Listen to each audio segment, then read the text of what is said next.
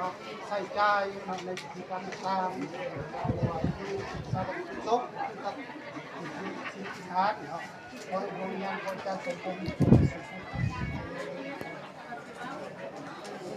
เพิ่นเนาะมีภาคส่วนสำคัญคือเมืองจักเพราะว่ามีจำนวน31ล้าน9แสน3พันต้นพวงมาลัยนั้น13มันเป็นชัดเจน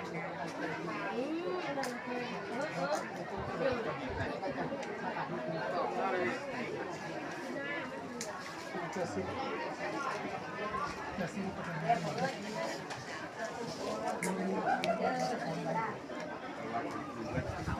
3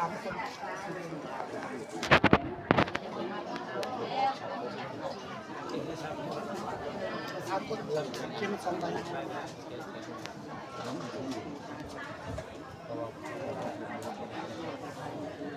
เราจะมาถ่ายรูปแล้วเลยจะเปิดจำนวน5%ใครก็ได้แสนแบบ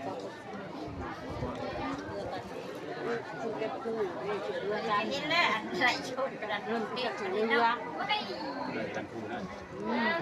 คือคุณไม่ได้ปล่อยว่า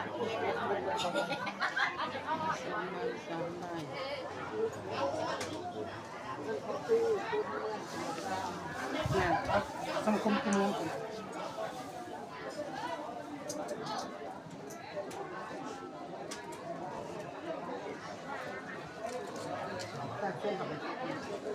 ขอบคุณ